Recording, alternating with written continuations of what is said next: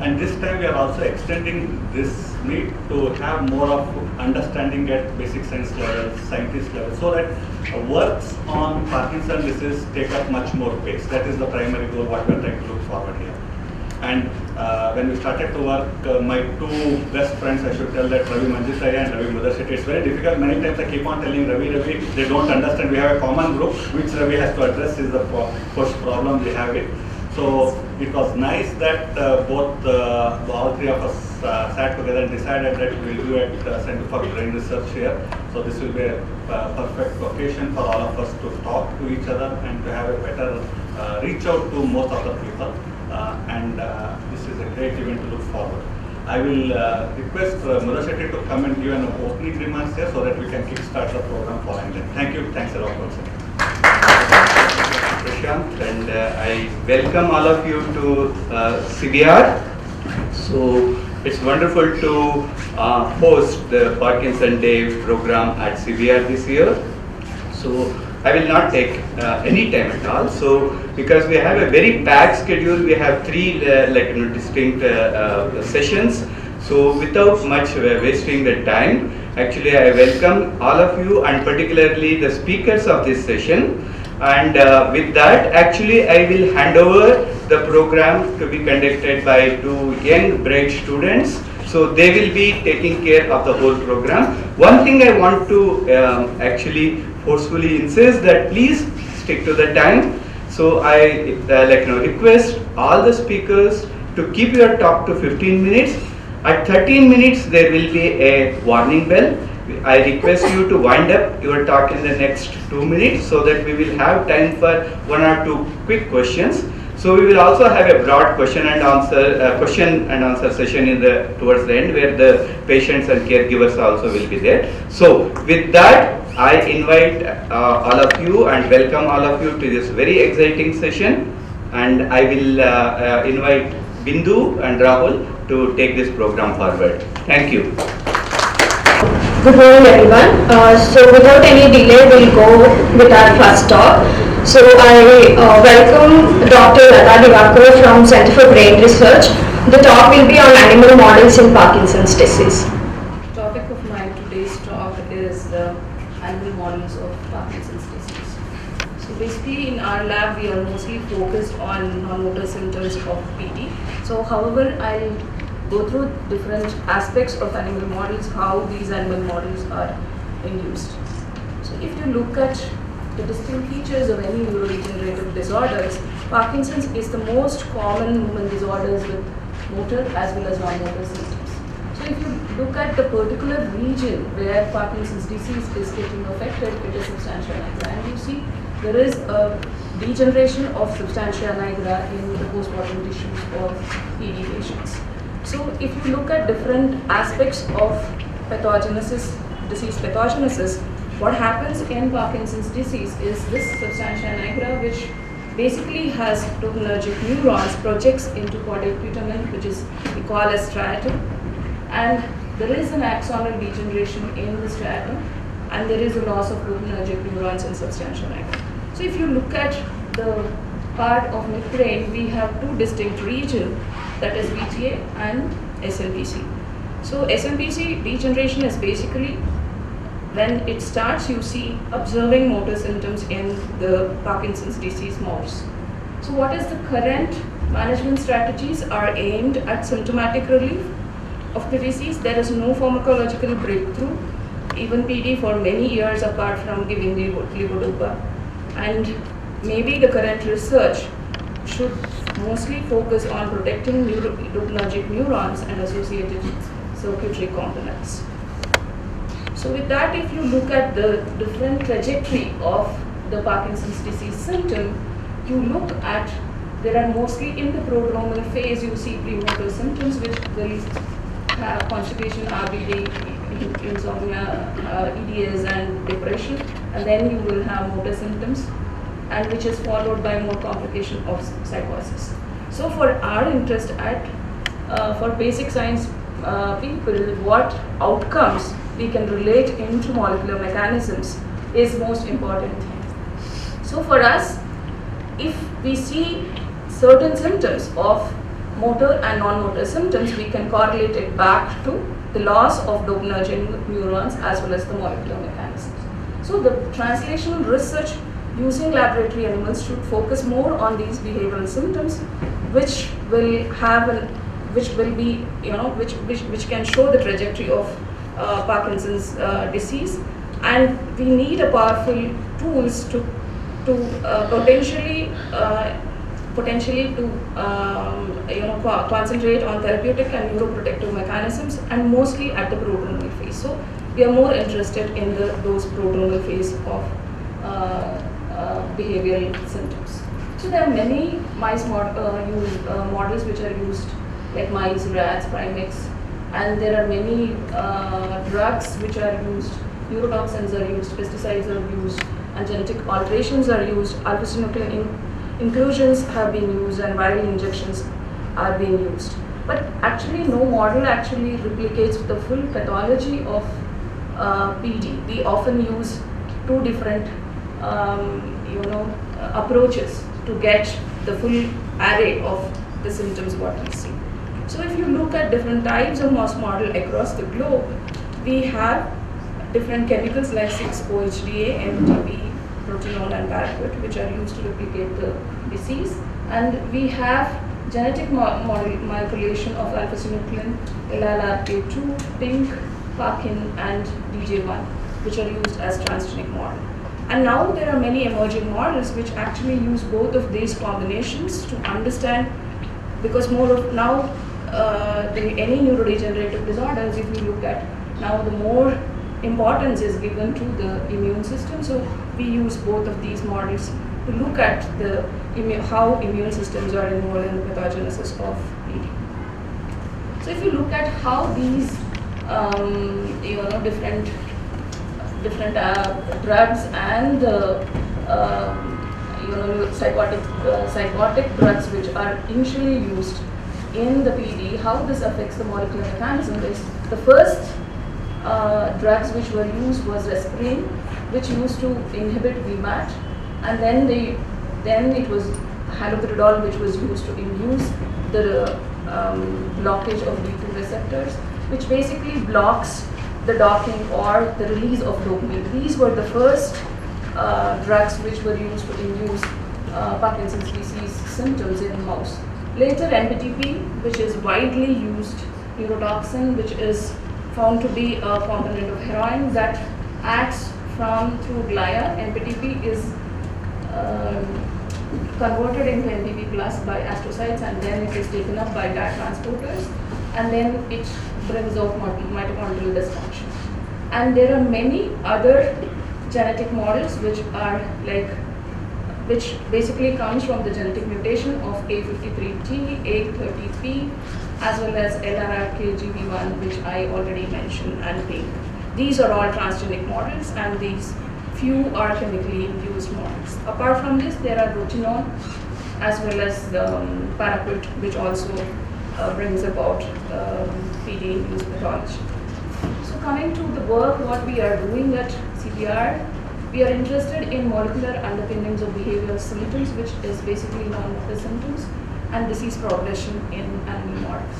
So basically we use two models because we have some background on MPTP, which we have done earlier work, and then we are using transgenic model, basically A53T as well as alpha-synuclein overexpressing mice, which expresses wild-type alpha-synuclein. And what we are interested in is the nigrostriatal pathway, basically, which involves substantia nigra, striatum, hippocampus, and cortex.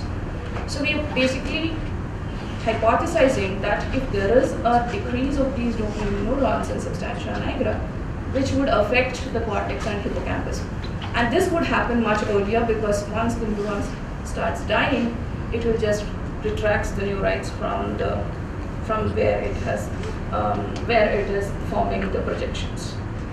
So with that background, Dr. Sandeep, who was first started this work with MPTP in last, I think, 2 years back, he actually really struggled to get different doses of MPTP, and finally we got 10 mg per kg body weight, which would reflect that full trajectory of PD symptoms, and we start giving a TP at day 1, we see the non-motor symptoms by day 14, 15 and 16. Then we see the motor symptoms which is at day 30 to 36. And then when we sacrifice these mice at 60 days, we see there is a behavioral deficits and biochemical analysis, and then we do histopathology. What we see is there is a difference in the non-motor symptoms at day 50. There is a difference in the motor symptoms at 30 days, and there is loss of dopamine and alpha-synuclein increase at day 60, which actually encapsulates the pathology. So, if you look at the progression of PET, the prodromal symptoms start at first or second stage of graft, where we see, usually we should be seeing the non-motor symptoms and mid stage. And late stage you will see the blown up pathology. So what we are interested in, whether we can make this as 2 parts and see how before degeneration, if the projections are getting affected much earlier. So we have done many non-motor symptom tests like anxiety, depression, and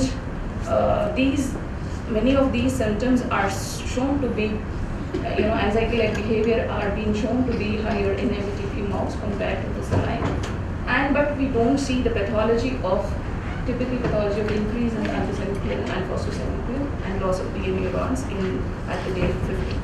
So this makes us a very good time point to see what happens in the striatal regions, whether we see there is a loss of synaptic terminals or there is any changes in the synapses at that time points.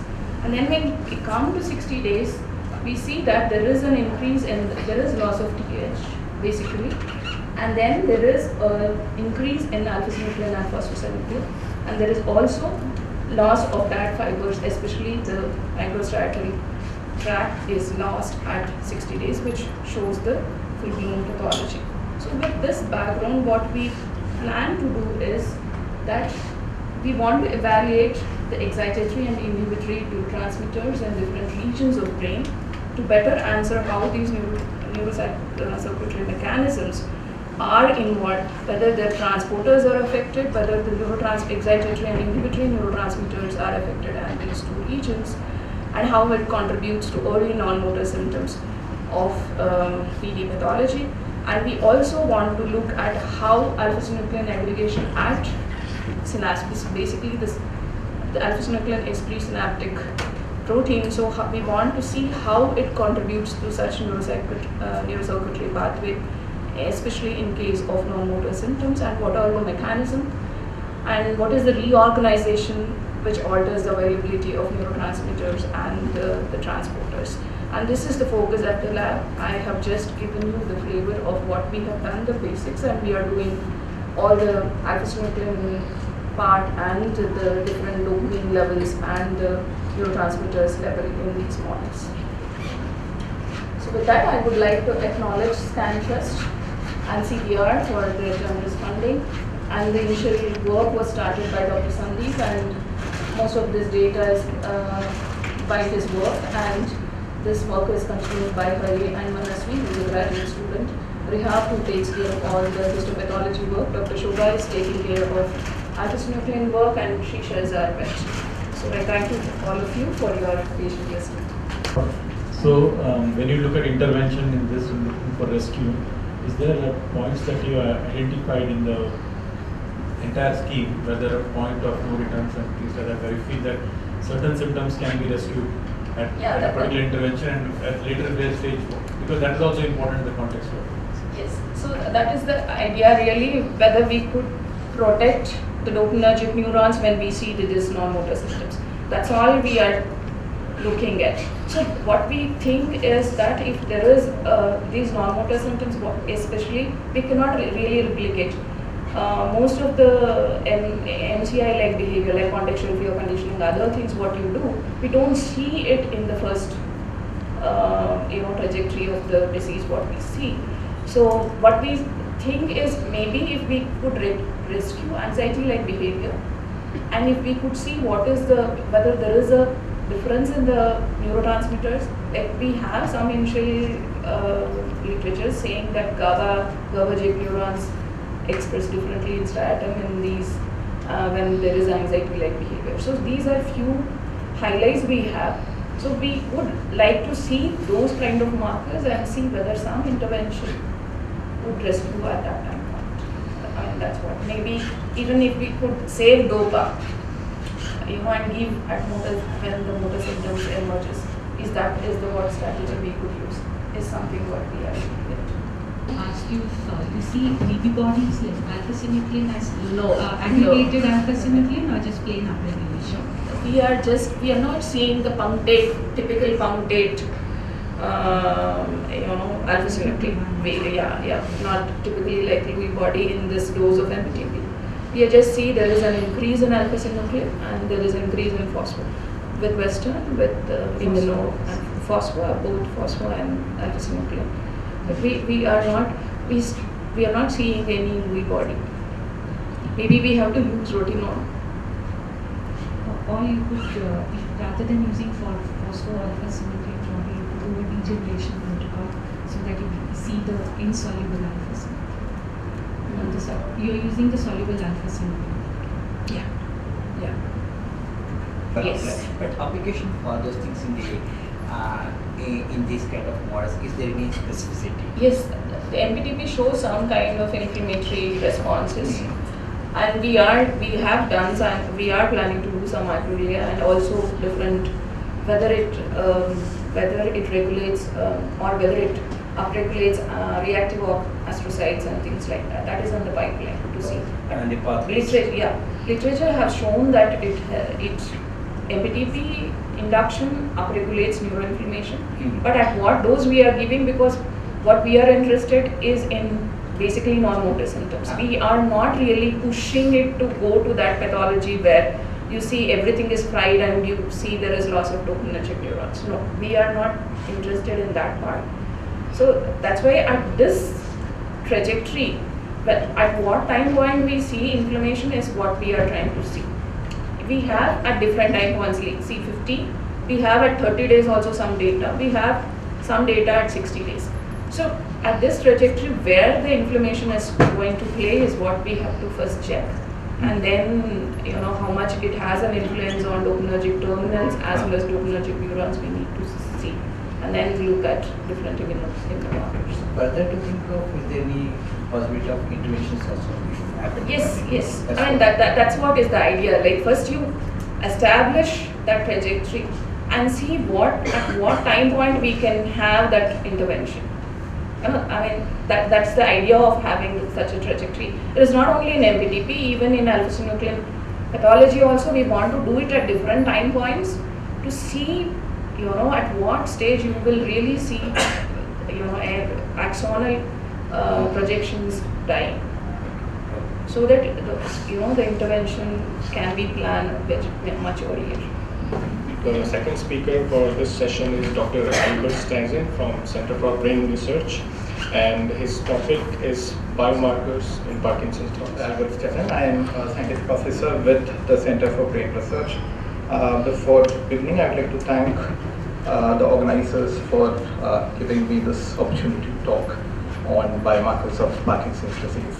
And I also wish to welcome anybody and everybody who is here, delegates as well as patients, to Center for Brain Research. So what I will do in the next 15 to 20 minutes would be to kind of run through and give you an overview of the various biomarkers of Parkinson's disease. Now this is a fairly extensive topic, so I will restrict myself to just fluid biomarkers as well as imaging biomarkers, which is what I usually work on. So quickly starting with the presentation. There are quite a lot of fluid biomarkers. Researchers have exploited almost every biofluid that is available in the body to identify biomarkers for PD. But the most common ones that you would find would be cerebrospinal fluid and plasma or serum. The cerebrospinal fluid, while it adds a lot of value because it is so closely invested with the central nervous system, the plasma and serum markers are better because they are non-invasive and doesn't require lumbar puncture to perform the studies. While there are a few studies on saliva, tears, as well as urine, none of the studies have actually provided a biomarker that have withstood the test of time. So you have more of CSF biomarkers or plasma biomarkers, and that is what we are going to discuss. Now there are two ways in which biomarkers are usually measured. So either you measure for a very specific molecule, which is considered a biomarker, or in the recent times we have also started using high throughput techniques and high throughput screening to identify a large number of biomarkers in a single sample. Now what I will do is talk about just few of these biomarkers that is quite well validated. Now I cannot call them as biomarkers per se because they do not hold every time and in all conditions, but these are all potential biomarkers to be exploited in further studies as well as for patient care. Now, the most common one is alpha-synuclein. Alpha-synuclein, as you know, is a presynaptic protein and is considered to be a molecule which is apparent in Parkinson's disease, and they tend to aggregate and then deposit to form Lewy bodies, which are the pathological hallmarks. You can see a Lewy body here. So these are the pathological hallmarks or histopathological hallmarks for Parkinson's disease. So these are essentially intracellular structures, intraneuronal aggregations of alpha-synuclein. Now it was logical for scientists to think that if alpha-synuclein is depositing or it is in the core of the pathology, why not measure the alpha-synuclein levels? So this has been done. So people have measured, scientists have measured CSF levels of alpha-synuclein as well as plasma serum levels of alpha-synuclein, and it kind of shows a pattern in which in most of the Parkinsonian disorders, including Parkinson's disease, dementia with Lewy bodies, multiple system atrophy, cortical basal syndrome, or progressive supranuclear palsy, the alpha-synuclein levels tend to decrease in the CSF, which has been detected and been used as a biomarker in many conditions. At the same time, in plasma and serum, the levels of these proteins tend to increase. This is primarily because the entry point of these proteins into blood is usually through the blood-brain barrier or due to increased expression of these proteins in the periphery. Now, while CSF as well as plasma serum alpha-syn was considered to be a decent biomarker, we also realized that the oligomeric and the phosphorylated alpha-syn isotypes or isoforms are probably more important, because these are the parts which kind of aggregates together and then clumps and deposits.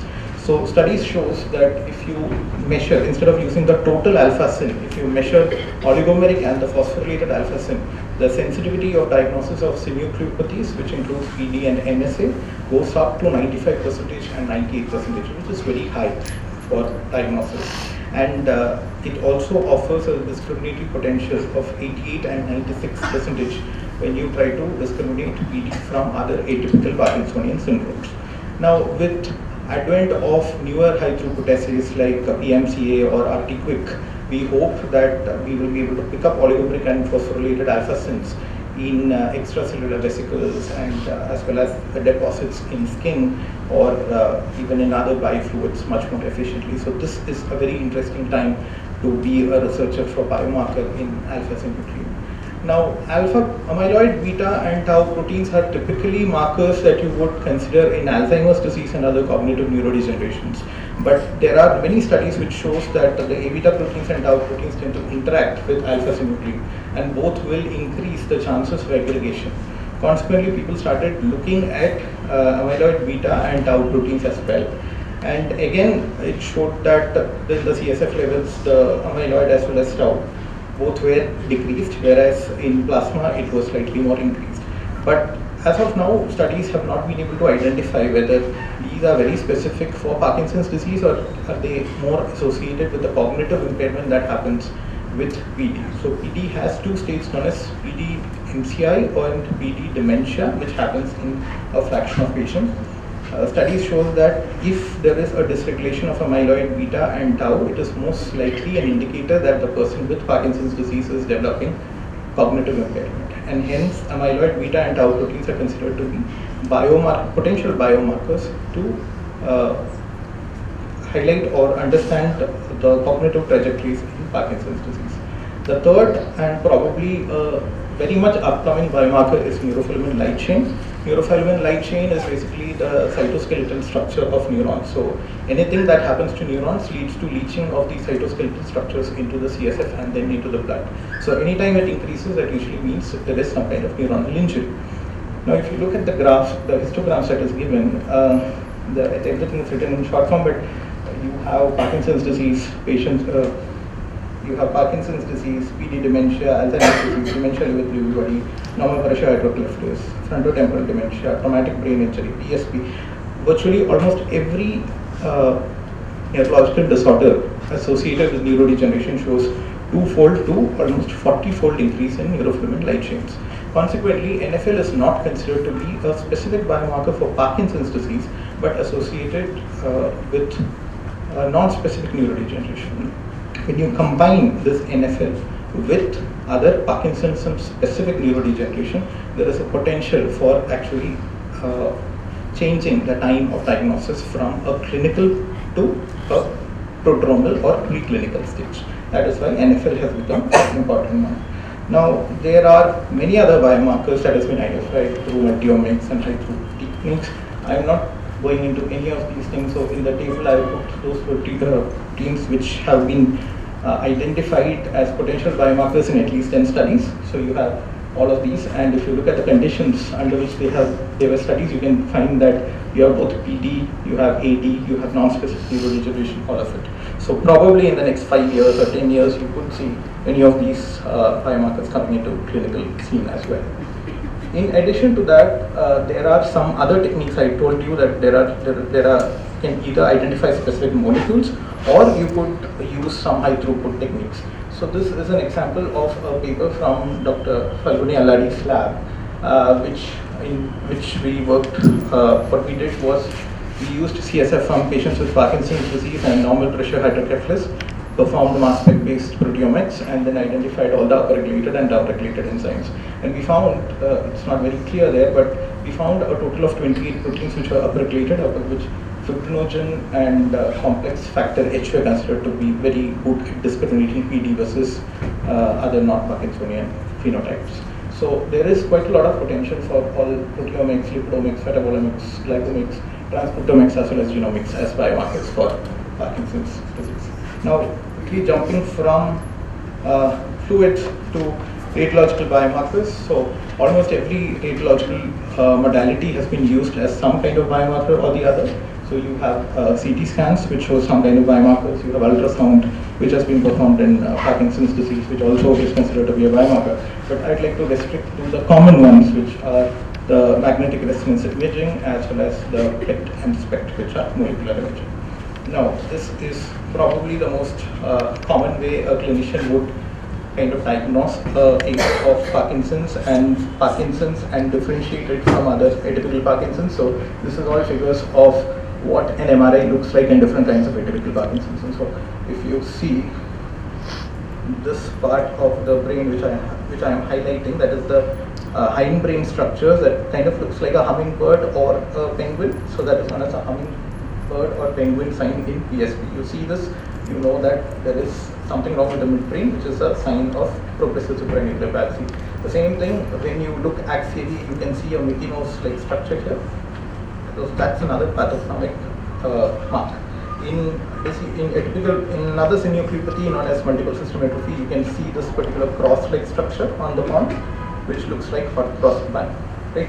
And based on this, clinicians can kind of figure out what kind of neurodegeneration you're dealing with.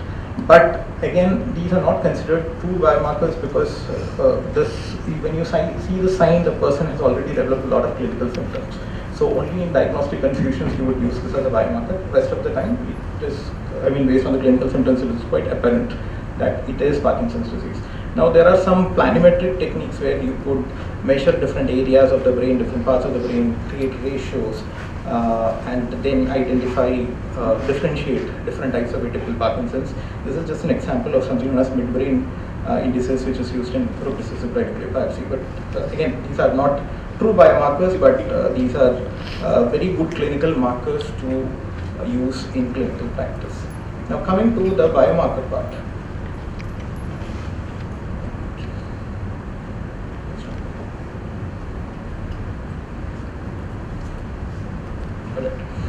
So in the last 10 to 15 years, we have had some biomarkers in neuroimaging specific to Parkinson's disease. One is known as detection of nitrosome 1. So if you look at this image, you can see a white structure here. This structure is known as nitrosome. It kind of represents a body which has 40 to 50% of total dopaminergic neurons in the brain.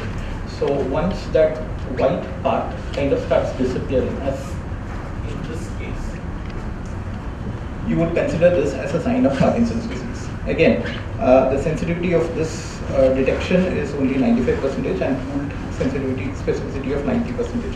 So when you compare nitrosome 1 in different atypical Parkinsonism, the sensitivity and specificity comes down significantly. You have another form of MRI known as neuromelanin sensitive imaging, in which you kind of quantitate the amount of neuromelanin that is present. So this is Parkinson's disease and this is control. You can see a thick band of white here in controls, whereas on this side you can find that it is come down. So that also signifies Parkinson's disease, and if you, this is not very clear, but if you see the white dot here, you can see that at the angle of the dot has come down.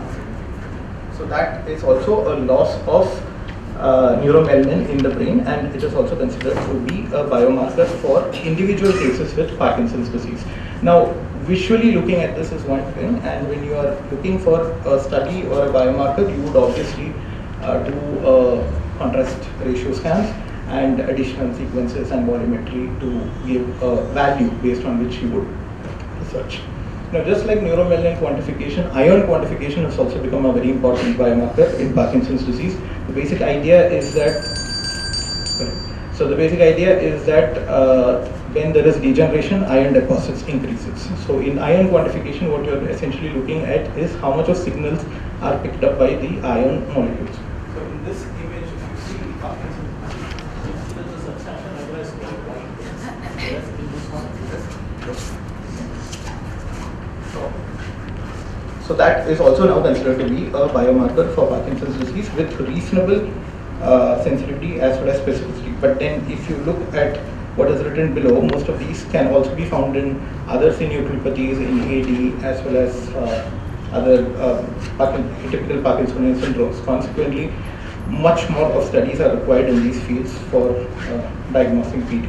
The last two scans would be on SPECT. SPECT is a functional scan. It basically involves giving a radio tracer that will detect dopamine transporter. So what you can see here is a patient of Parkinson's disease. So there is a significant uptake here.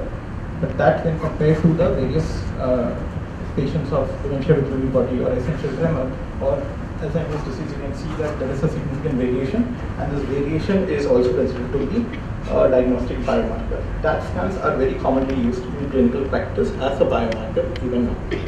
The last one would be PET scans. PET scans are positron emission tomography. Essentially what you do is very similar to SPECT, except for that you have a radioligand that is pushed. The radioligand goes into the brain, and then metabolism and its uptake are usually detected. There are usually two main types. You have the PET scan, the FDG PET scan, which basically uses glucose. It is not considered to be a great biomarker because in PD it is always normal.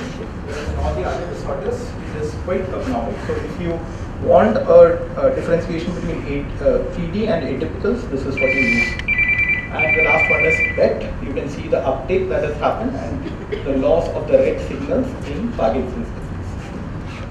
I think with that, I will just summarize. There are different types of biomarkers. You would use all biomarkers for different purposes, ideally staged depending on which stage of Parkinson's disease you are dealing with. My acknowledgements: I am funded by the Scan Research Trust for my work in Parkinson's disease, the CBR funds for work in age and age-related neurodegeneration, and Pratiksha Trust for work on atypical Parkinson's. Thank you. Thank you, Dr. Albert.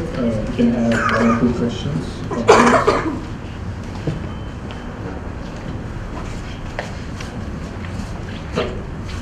How easy or difficult? Because CSF is the most difficult samples to detect. In the blood samples, it looks like the sensitivity and specificities are low. Probably the way we pick up should change. Yes. Because if you can try to pick up more from the blood samples, would be the best way to go forward. So what do you think, where are we standing at that? So at this point, it depends entirely. The reason why CSF is a beneficial thing is because obviously the pathology is in the brain, and the second thing is the amount of change would be more in CSF when compared to blood. So as long as we have techniques which can measure the same molecules in blood with much higher sensitivity, it is possible to do. For example, at CBR we have a single molecular array which can detect at femtoliters, and that is much more than what a routine ELISA can. So we are definitely at a point where we can detect things from CSF in blood, but the problem is we always need to first prove that the changes in brain is reflected in CSF and the changes in CSF is reflected in brain. So this is a very hot area of research as of now. But yes, blood would be the most ideal marker. I think that is where most of the things are standing. Yes.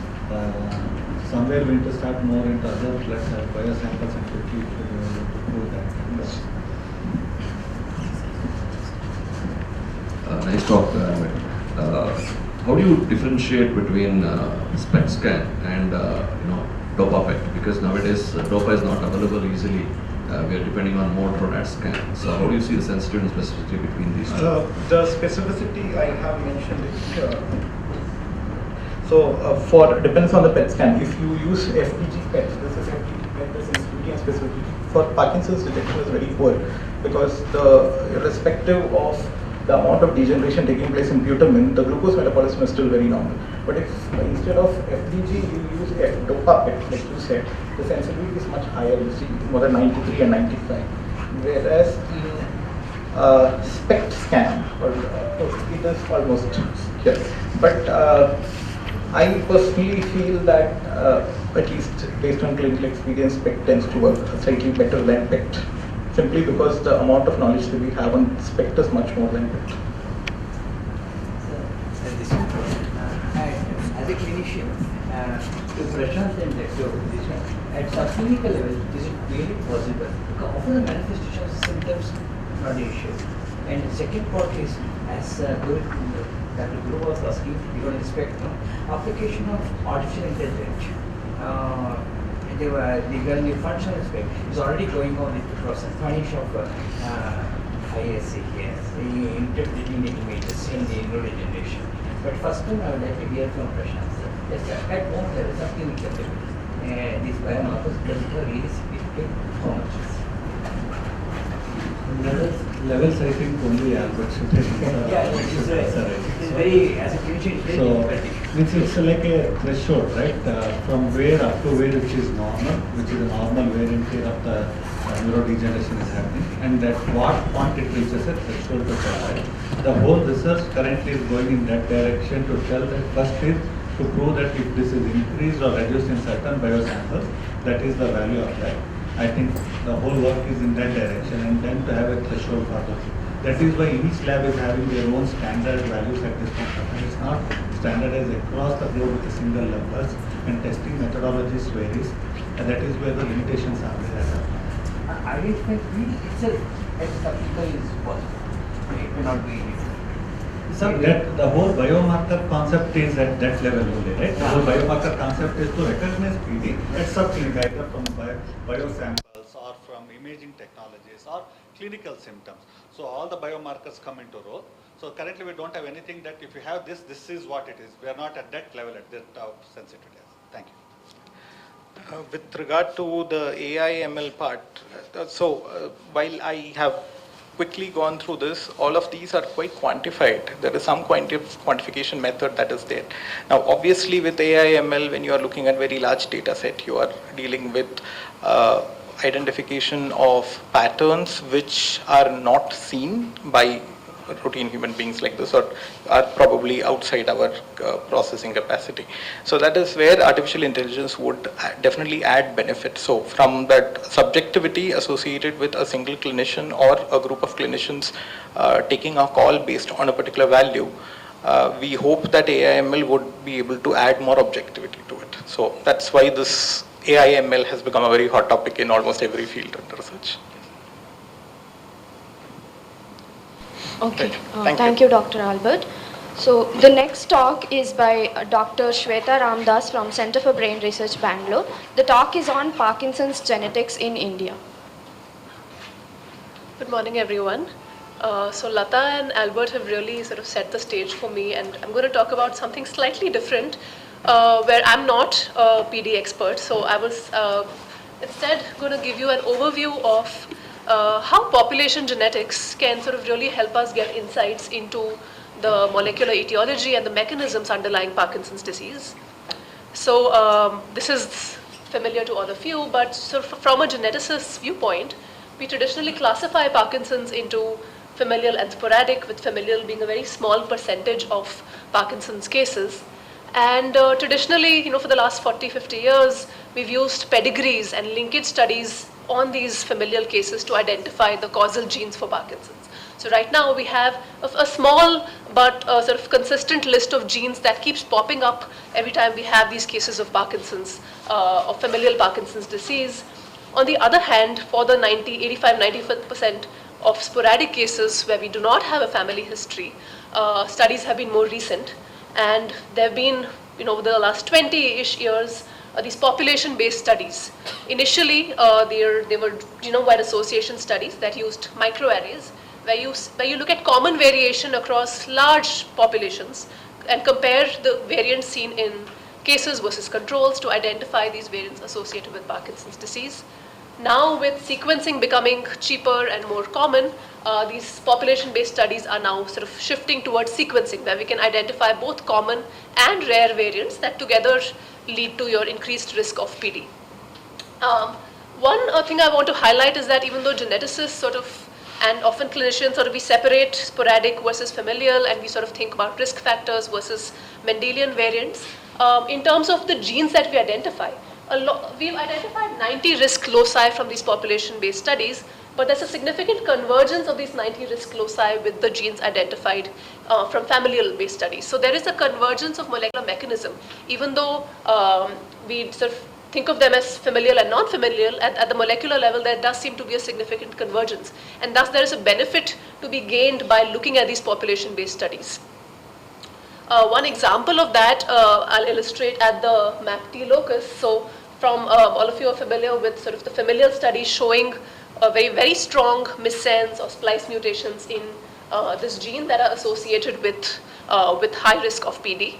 One of the strongest GWAS signals from the first GWAS of Parkinson's was a SNP, a single nucleotide variant, at the MAPT locus. And a bunch of researchers at Columbia University sort of went in and dug deeper into that locus to ask, how is this variant affecting, how is this signal at or close to the MAPT locus affecting PD?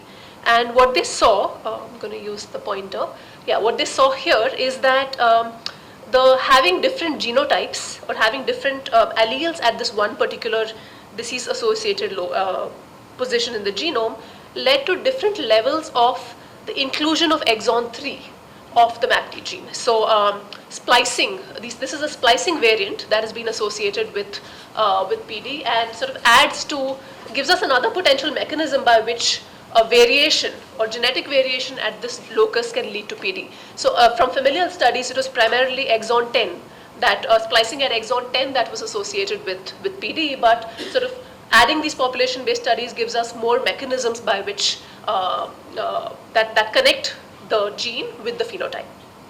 Similarly, at the SNCA locus, this was another one of those top hits that came up from the GWAS, and researchers really went and dug deep to figure out what's going on. So the plot on the left, the y-axis just shows the significance, the p-value, the significance of the association, and across this window on chromosome 4, and you see this one signal really stand out. They saw, okay, so there is this one variant that is really associated with near SNCA that's associated with PD. Is that it? So what they did was they took out this signal and conditioned on this signal and looked for additional signals in that same region. And when you do that, you actually see a second signal that is also significant. So those p-values are 10 raised to minus 10. So like really quite strong hits, a second strong hit in that same region around the SNCA gene. They now said, okay, is there anything else? They conditioned on both of these, and saw a third significant signal. So there seem to be essentially 3 independent genetic signals and that same gene, all of which seem to be additively or perhaps non-additively contributing to the risk of PD together. They haven't really dug deeper into the second and the third signal yet, but that first signal, which is around the 3' end of SNCA, they overlaid it with other kinds of genetic functional genomics data. So here what they did was that SNP RS356182 is that significant SNP that I had shown you in the previous slide. When you overlay it with functional genomics data, open chromatin, whether it is in a transcription factor binding site, whether it is found in an active enhancer markers in the genome, you find that the SNP very nicely sort of overlaps with a bunch of active regulatory marks in the genome. And they also then later did an RNA-seq to show that this SNP is associated with levels of one particular transcript of SNCA. So even though it's 3', we usually think of regulatory variants as being 5', but even this seems to be an example of a 3' variant that is regulating the expression of one particular transcript of the SNCA gene. Another sort of big theme in these population genetic studies for the last few years has been population heterogeneity. So one theme in human genetics has been that most studies are done on European populations, and what does that mean when you try and extrapolate these results to other populations? So the first GWAS on PD in African populations was done last year actually, and here you see that if you compare the results of the European GWAS at the bottom with African GWAS at the top, you see there's one very strong signal pop up in African populations that you don't see in the European population. This is at the GBA1 locus. It's not because this variant is not leading to PD in European populations, but that this variant was just not present, right? Different populations carry different variants that are enriched in those populations, or perhaps in an extreme case even unique to those populations, and therefore discovery in one population doesn't necessarily extrapolate to discovery in another population. So an increasing theme in the PD genetics community has been to increase this diversity. How can we make Parkinson's disease genetics equitable so that the clinical and the medical benefits from it can be applied throughout the globe?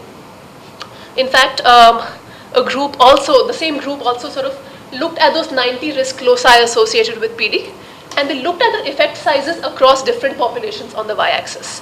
The blue sort of shows that the effect sizes are consistent, and the less blue it is, the less consistent they are across populations. And sort of what jumps out at you is that's quite a bit of non-blue signals you find, right? Which again really points to how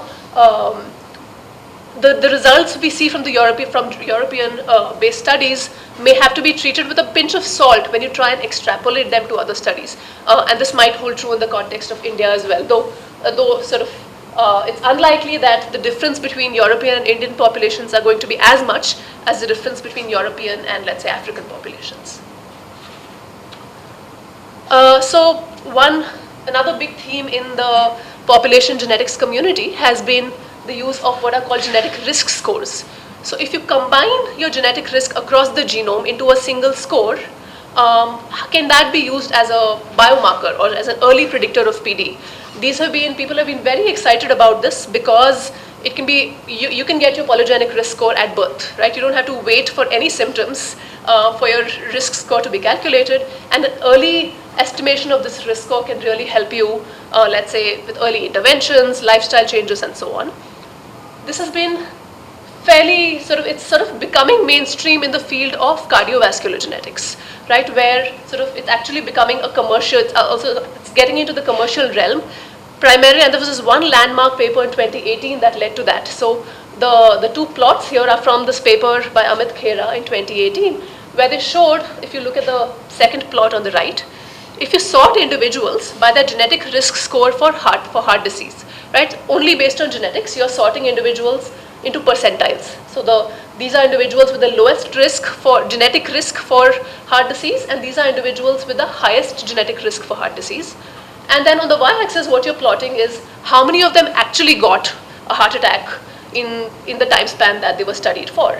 And you can see this huge difference, this sort of almost 7 or 9-fold difference, I think, between individuals in the lowest percentile and individuals in that highest percentile, showing that your genetic risk can accurately, to a large degree, predict the risk for increased heart disease in the extremes of the percentiles. So increasingly this has been used by in the commercial space. There are kits where you can send your DNA and get your genetic risk score for heart disease, and this is sort of one of the branches that human genetics is hoping to help with personalized medicine, right? Can you actually give you a personalized risk score for any disease?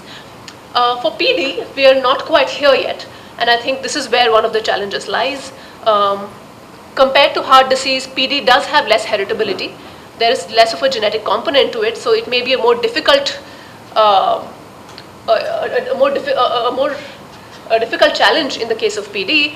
But so far, the polygenic risk score for PD gives us an odds ratio of about 6 for that highest percentile compared to the lowest percentile. So there is a hint of potentially something there, but we're nowhere close to that cardiovascular risk, the success of polygenic risk scores in the cardiovascular space.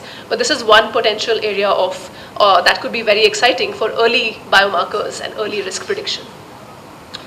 I've sort of so far spoken about these common variants as separate from monogenic Mendelian risk variants, but in an individual, I mean, biology doesn't care. Biology, the combined risk of an individual is just the combined risk from both rare, your monogenic variants, and your common variants. And in fact, increasingly with sequencing being more and more common, with these population-based studies also using sequencing instead of microarrays, we're beginning to ask these questions about how do these common and rare genetic factors, what is that interplay between them? How do they affect each other? And so especially some questions that are being asked is, the question of incomplete penetrance is one that, as clinicians, clinicians face a lot. You might have that high confidence risk variant, but it's a control. You show no symptoms. Why is that? Can common genetic risk help understand that or stratify patients a little bit better? And another question is, how do common variants modify the penetrance of a rare variant? Right. So this was a study that showed that there is some promise here as well, where the authors, this is the International Parkinson's Disease Genetics Consortium, they looked at patients with Gaucher's disease and really separated them with Gaucher's disease without PD and Gaucher's disease with PD. And on the y-axis, what they've stratified them is the polygenic risk score for Parkinson's disease, right? And what you see is that people with Gaucher's disease but do not have PD have a lower polygenic risk for PD than patients with Gaucher's disease but that also have Parkinson's disease. It might seem like that's a fairly straightforward result. I mean, yes, of course they have PD, so they have a high genetic risk, but these sort of quantifications can potentially help us understand or predict the onset of symptoms in a set of individuals with, let's say, atypical Parkinsonians, or that belong to the family of Parkinson's disease conditions. Another sort of a similar sort of in that same vein, we're sort of trying to understand how these common and rare diseases, common and rare variants act together, right? And we often think about that in the context of what's called the liability threshold model, where you're assuming that, let's say this is a distribution of risk, and that risk can be a genetic risk plus environmental risk, everything, all kinds of risks thrown together. And let's say there's a distribution in the population, and anyone crossing this red threshold has the disease. Now, that risk, the cumulative risk, could be contributed to by environment, by one big large effect monogenic variant, or by multiple common variants with small effects. And the question here is, if a diagnosed patient, or if a patient has one large effect monogenic variant, they are likely to be diagnosed. Whereas if a person with PD does not have that single large effect genetic variant, they may have many small common effect variants, they are more likely to be undiagnosed. So can we sort of compare the genetic risks of diagnosed versus undiagnosed patients and see what we find? This was done for neurodevelopmental disorders, where they, I'll skip this because I'm running a little late, but this more recently in a paper by some of the researchers in this room, they actually performed this analysis for an Indian cohort of 600 or so individuals, where they compared the last two panels. They sort of compared PD cases with a high confidence pathogenic variant with those without that high confidence pathogenic variant, and they saw that if you have that high confidence pathogenic variant, you're likely to have a lower genetic risk score from your background, from your genetic background. So that liability threshold model does seem to add up where, and this sort of, this is a motivation for us to start considering genetic background and common variant risk in our assessment of PD. I will quickly stop and just say that there are, the main point is that we do need to have more of these in India, more population-based studies in India, and there are quite a few by people in this room. And as we're also hoping to contribute to these efforts through a funded project at CBR as well, in collaboration with NIMHANS and funded by the SCAN project. Our goal is to sequence 1,000 cases with young and late onset Parkinson's disease, and we're hoping to longitudinally follow them up to look for genetic susceptibilities to PD in our populations, and also to look at stratifying them by different degrees of severity. I'd like to sort of stop here and take any questions. Thank you. Thank you, Dr. Shweta, for an interesting talk. Any questions?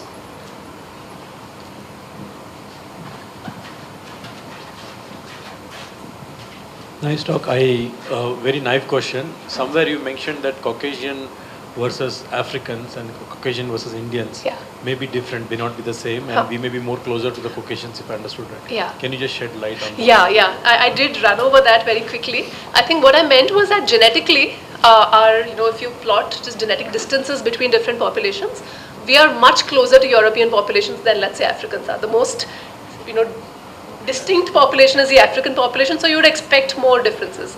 They contain way more variants that are just not seen anywhere else in any other continent, whereas that's not so true for our population. Yeah. I think the way you pointed out that a lot of genes are not found in the Indian populations or subgroup.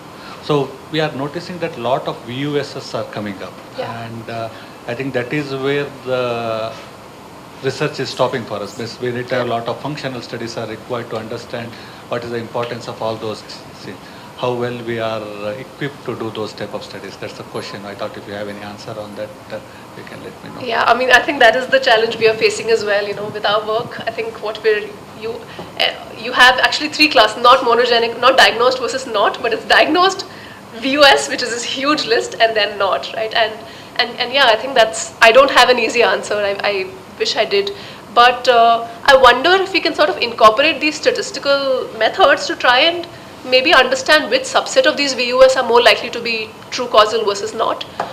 That's one thing. Another thing is a lot of these VUS can potentially be resolved once we have better population-based reference panels. Once we know which variants are more common, are found in healthy populations versus not. So I think that's the second branch which will help, at least in the context of India. Third, I wonder if there need to be more these high throughput molecular screening techniques to try and just predict the function of these VUS. I think efforts are ongoing, but for some reason they've not been able to assist much with this problem yet.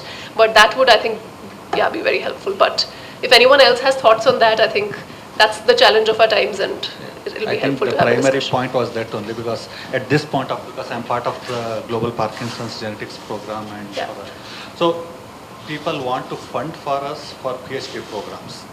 We want many people to take up these things for a lot of things which are unanswered, especially when it comes to Indian subcontext. A lot of work is not done at all. There are opportunities are there, funding is there, and someone has to apply. That's the whole. Because for us, the clinician parts, what we are sitting, we are looking at, we can have sample, we can have clinical data, so all that thing is there, which is in abundance in India. That is not an issue at all. But the point is, after that, what is the question? That is where we are stopping now there. I think probably if some of you take that lead down there and any help is required, definitely Ravi's are there, I am here, and Shweta is there, and we can help you to guide out to get the right resources so that your career path is also struck in that direction for a long time to go on as such. That's the whole goal here. Thank you. Any other questions? Are there any leads, initial studies, GWAS studies, any lead, any LOSA where we're looking at trend in our population, whether it is GBA or LARC, any trend? initially? I think the only paper I'm aware of is the one by PRAI that came out this year, I think. They found, they didn't find, if I remember correctly, they didn't find any novel variants, but they replicated existing signals in European populations at LRRK2, and I think it was GBA, or it was either GBA or SNCA, I can't remember, one of these two genes. So it was, they showed a high degree of consistency with European signals, but I suspect that with larger sample sizes, we're going to find these novel signals that, and especially my hope is that all of these different consortia also come together so we can run a larger, more powerful study than multiple small studies, and that will perhaps help us really find these novel signals. Yeah, so I just wanted to comment. Hello. I was part of this study, So, Hello. Coming to Dr. Prashanth's question, a lot of viewers, we are also facing challenges, diagnostic companies. So, one example that we show in this paper is the GBA variant that is previously a BUS or a null variant. We found new evidences with the in vitro validations and all. Probably that will transfer to, pathogenic or likely pathogenic in the PD diagnosis. So likewise, such studies are needed in large sample size to make more, more diagnostic yield, which is important for companies like us as well. Okay, thank you. I think that maybe just add something. I think this is a universal problem. As sequencing samples are going on and we are identifying variants and interesting genes, what is also required from the research community is the experimental research community is to look for some kind of a high throughput system, a brute force method. Individual researcher works on one gene, one variant, one mutation, probably sometimes their entire life to figure out what it does. So at the end, you could still have a consortium of scientists, and it has to be engaging nowadays, making transgenic, let's say C. elegans or flies, but certainly not mice at that level. Is not going to be possible, but one can do those, and you can see if it recapitulates at least some aspects of the disease phenotype, and then you need to do rescue, either genetic rescue or available pharmacological rescue of available FDA approved drugs or treatment modalities. And if that is happening in a pipeline fashion, it's not very intellectually stimulating process initially for scientists, so nobody's going to pick it up, but some of us have to come together to get that thing. Can you highlight me about the DNA mapping? Will give you a different idea of the genetic differentiation between another type of this one and the Parkinson's disease. This will give you a good classification. So has it been done? Can you highlight me a person affected by the PD? So I would like to know whether such a mapping has been done, DNA mapping of the different regions of the world, so that how the pattern goes. So what yeah. are the symptoms and indications? Yeah. Thank you. Yeah, so if I understood correctly, the question was how much are there genetics mappings that's been done to find out why you have different kinds of symptoms, why you have PD and why you have different kinds of symptoms. Yeah, so that's sort of those questions are what a lot of these studies are trying to dig deeper into.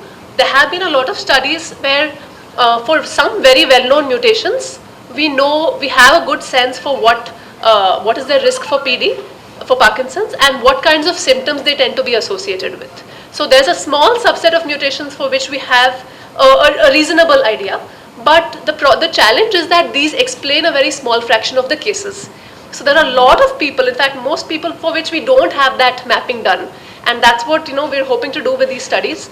But that's I think a shared goal for a lot of people in this room. I hope this study will progress very fast.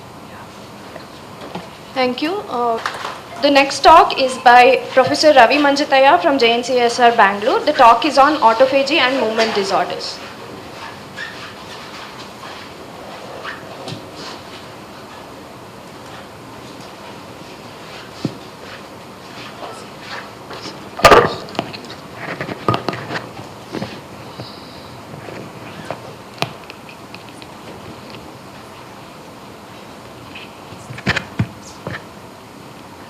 Well, he's setting up. First, I would like to, like everybody did, thank the organizers for giving me an opportunity, and also thank Ravi and actually congratulate Ravi and Dr. Prashanth for sneaking out of an opportunity to talk, and I'm jealous of them that they can sit back and just enjoy the talks. So in the next few minutes, what I'll try and do is to talk a little bit about our efforts in understanding movement disorder in general, and give a glimpse of Parkinson's and maybe a little bit of Huntington and ataxia at the end. So here is a picture of a mouse brain, and the business end you're seeing here at the substantia nigra where dopaminergic neurons are present and they contribute to it. The health of neurons are most critical from a cellular point of view. They are post-mitotic, so that means the neurons that you are born with, you will be there. It will be there with you throughout your life. Therefore, maintaining a healthy cell and a healthy home is of utmost importance. And within all our cells, there is a garbage clearing mechanism known as autophagy, and that's going to be very important in maintaining good healthy cells. Protein aggregation and damaged mitochondria are among the major problems or culprits that one comes across when studying neurodegeneration in particular. And so therefore, maintaining good quality control of organelles and cytosolic proteins is of utmost important, and a majority of the burden is therefore on the process such as autophagy to maintain cellular health. So what is this process and how does it happen?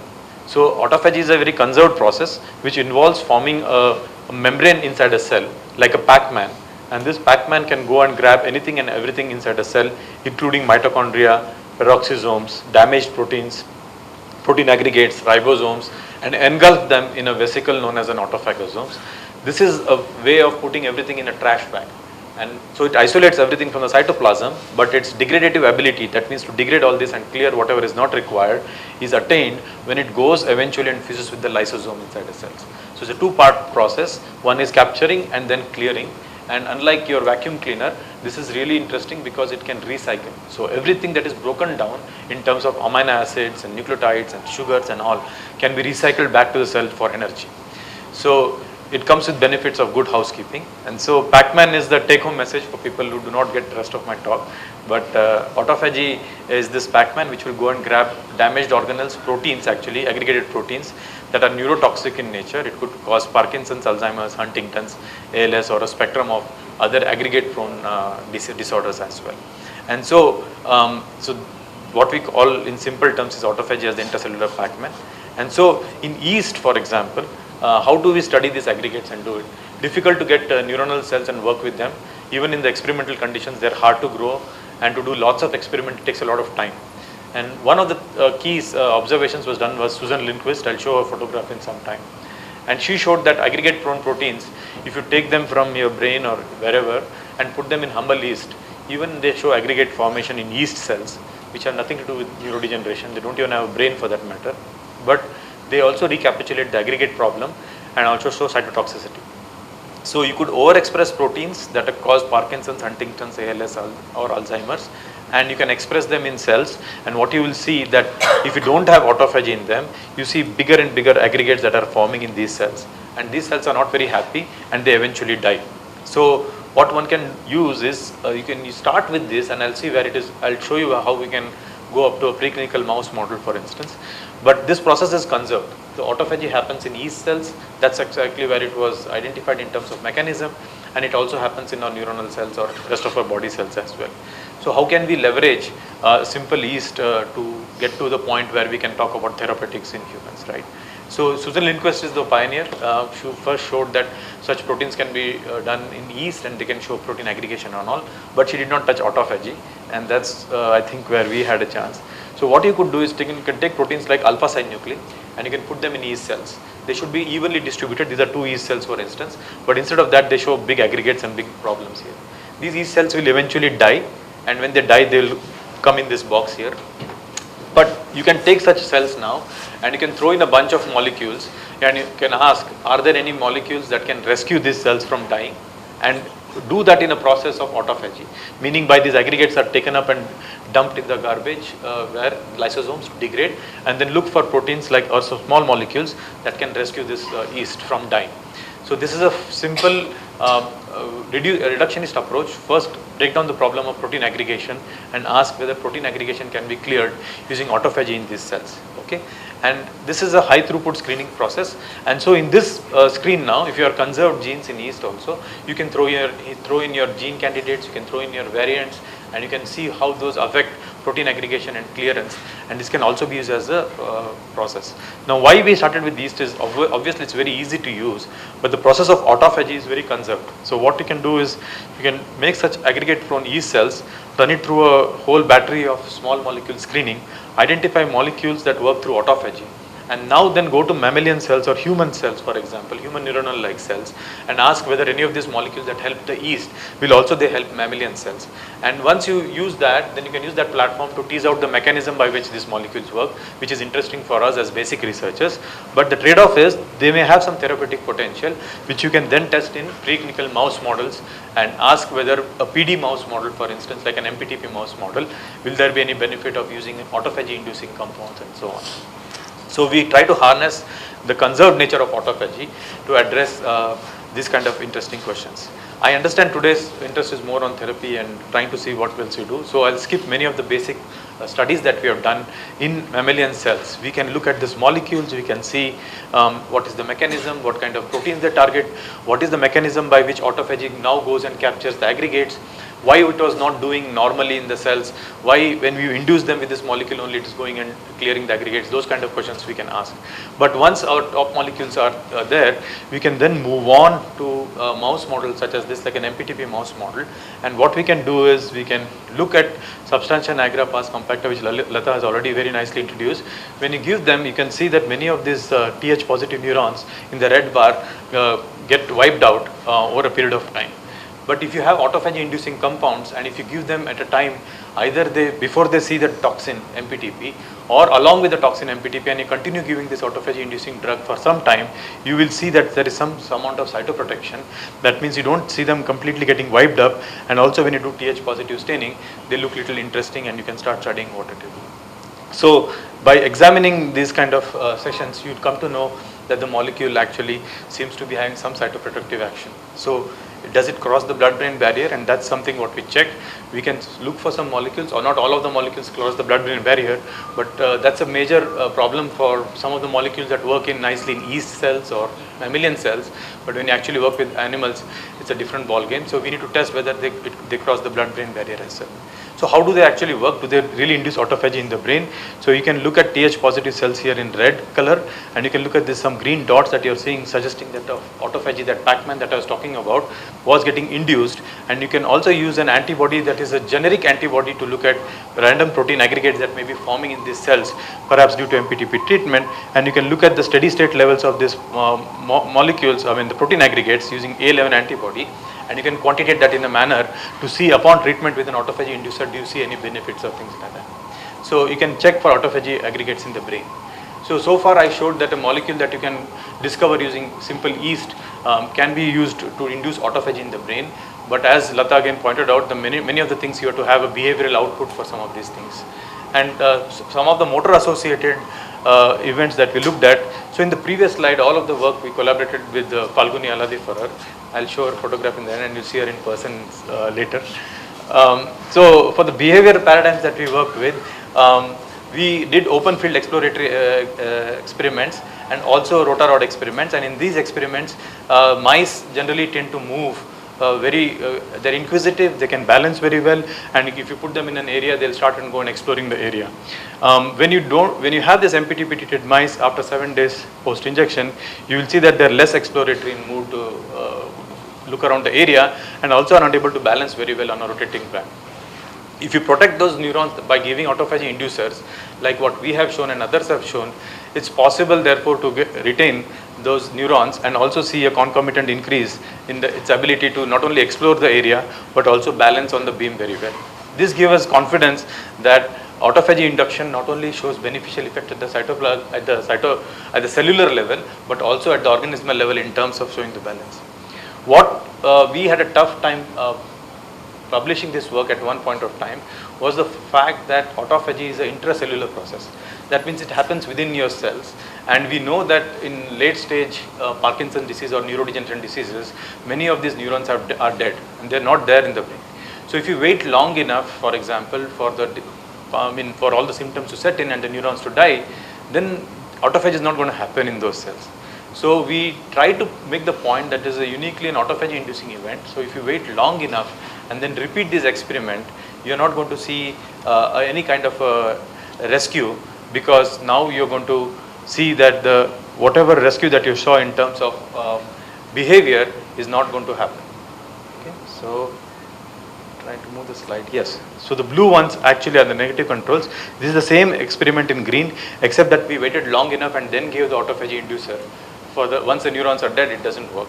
This is to highlight that in perhaps an early stage and a continuous intervention that is required if you're going to use autophagy as a regime for treatment. Okay. I'm going to wind up in the next couple of minutes, but this kind of strategies can also be applied to pan aggregate prone proteins. That's why I titled myself as movement disorders associated with neurodegeneration and protein aggregation. What we are looking at is a severe Huntington mice model for R6/2. And when you look at the hippocampus and the cortex region that is shown here, this is in the wild type staining. And these are stained for two autophagy proteins, LC3 and P62, particularly the green dots.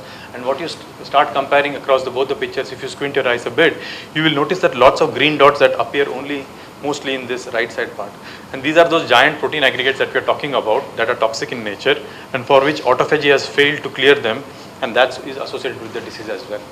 So in almost all aggregate prone diseases, induction of autophagy to clear protein aggregates show beneficial effects in them. So while we can use yeast and such mouse models to understand this, you can also use Drosophila mouse models to understand this process as well. So sinusoidal ataxia 3 also contains polyQ repeats which forms protein aggregates. And these protein aggregates in the flies are also pretty toxic. The fly Drosophila melanogaster has a stage of larval stage, and in the larval stage you can just use your cell phone camera to record how the larvae move. And if they have problems in movement, you can record them by limited movement in this also. As they become adult, they become fly, and then they have negative geotaxis. So if you tap the test tube and leave them, they tend to climb up the test tube. And you can see that if you mark them at a 12 centimeter or some kind of a distance, you will see some of this having motor defects move upwards much slowly. So these phenotypic things give you a confidence that some of the symptoms of movement disorders can be recapitulated in such models. Their wing development also is associated with that. In other words, most of these problems happen at the defect of the synapses. So in some sense, they're also called synaptopathies. Synapses are the business end of the neurons, and most of the autophagy process also seems to happen here. So one of the questions was, when our body realizes that there are protein aggregation problems, why doesn't the body interfere with the whole protein aggregation by inducing autophagy? It so happens that wherever the protein aggregation starts creating problems, autophagy biogenesis also happens there. And as a result, a loss of synaptic function also results in loss of autophagy, ability to do a lot of autophagy. And both of them is a double whammy for the cells, and therefore you start seeing symptoms. In earlier intervention, before the synapses actually crumble, you can have beneficiary effects, and this can be studied very well in the fly model as well. So with this, did not have time to talk about many other things, but these are some of the take-home messages to Malone, and I'll be happy to discuss with these points. In all organisms that we see, post-reproductive senescence, you get to see age-associated decrease in cellular homeostasis. That means as we get older, our ability to do autophagy also decreases. And that's also a confounding factor for many of the things that we see. There's accumulation of damaged cellular material.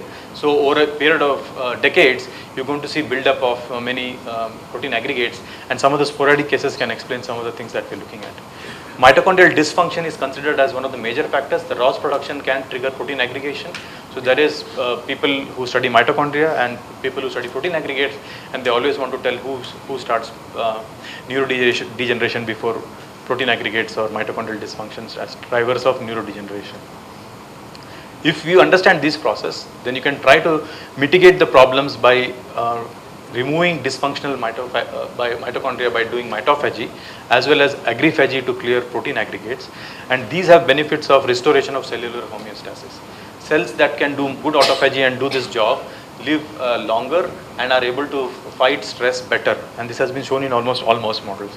And there is a side effect or a benefit of restoring cellular homeostasis is that by increased autophagy, in almost all model organisms, you see increased health span and lifespan. So mice, for example, live 125 to 140 or 150 years, equivalent of human lifespan, when they have increased autophagy, particularly in the old age as well. So with that, I would like to conclude and thank some of the people who are interested in it, who helped us do all this work. All this mouse work wouldn't have been possible with the stellar contribution of Dr. Phalguni and our students. James Chella helped in some of the behavior work that I showed you with the mouse. Anushka and Rahul are working with the fly models that I spoke to you about. And Dr. Nakshan and Atesh has a bunch of interesting Ayurvedic compounds that we are now slowly starting to extrapolate and see if they have any benefits in some of the models that we have studied. Without all the funding, this would not have been possible, and we could make it to cover of one of the Lancet magazines where, using a vacuum cleaner to clean the protein aggregates using autophagy has beneficial effects. With this, I'll stop and take any questions if you may have. Thank you.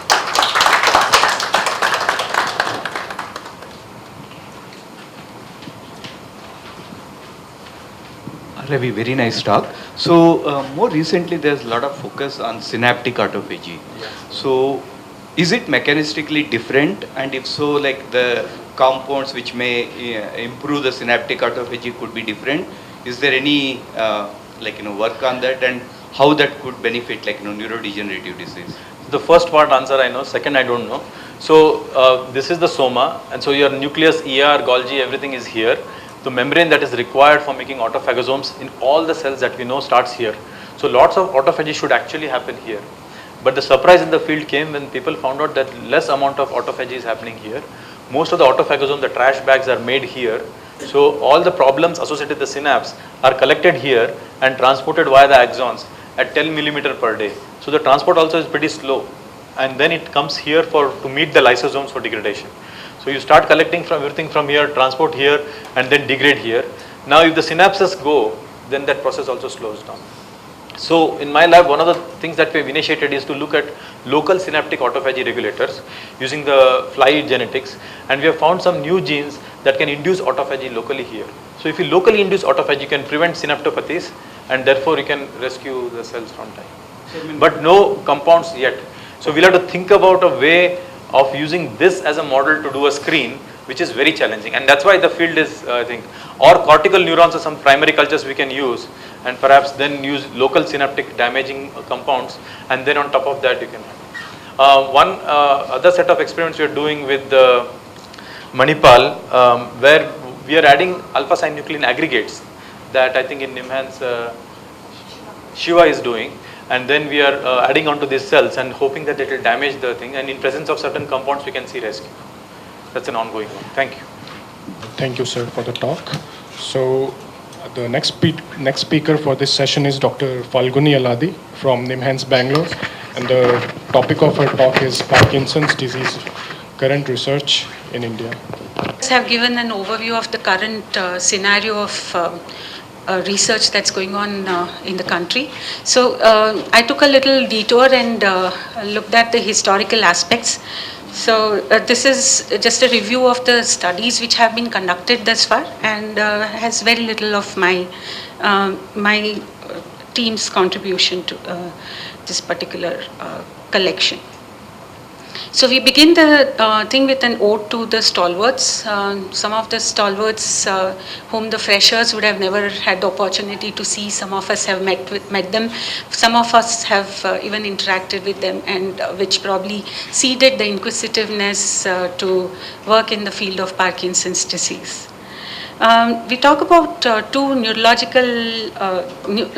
great neurologists who gave us the early reports on Parkinson's disease.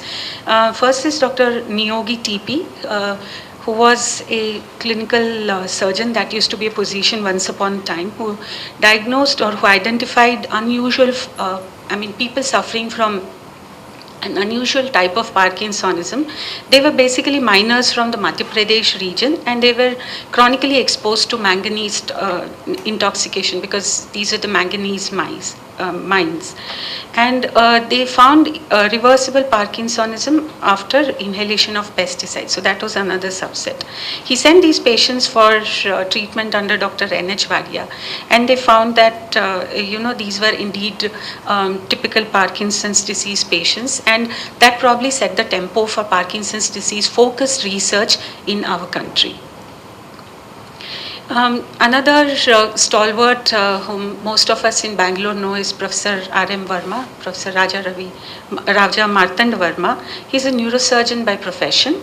However, he had great interest in Parkinson's disease, and in his primary attempts, which were in early 60s, he did a chemical lesion of the thalamus. So this is the chemical thalamotomy, and this micro lesioning brought in an arrest of the tremors that were seen in the Parkinson's disease patient. This was dramatic because one, it was very economical and it had a shorter route for control or arrest of the symptoms. So subsequently, when they examined the lesions, they found that actually the identified goal was thalamus, but in some of the patients they saw that it was 1.5 centimeter below the thalamus, which turned out to be the subthalamic nucleus, which is now the gold standard for deep brain stimulation in all the Parkinson's disease patients. This is another study which attracted me to Parkinson's disease. This is about a mouse study where they lesion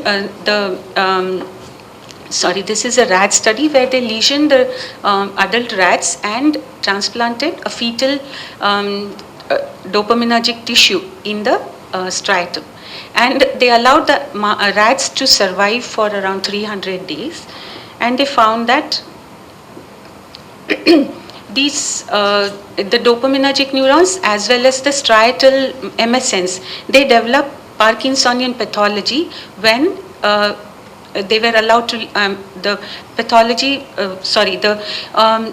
so these rats which lived for a longer time, for 300 days and plus, developed the pathology though they had fetal tissues. Now fetal tissues are not supposed to have the Parkinsonian features, but when the fetal tissue lives in the host tissue which has been lesioned to develop Parkinsonian symptoms, the fetal tissue itself develops Parkinsonian features, which went on to say that although to begin with the fetal tissue was non-pathological, but it was able to contract, and which became the basis for a study which was done a couple of decades later by Dr. Jeffrey Cordova's group.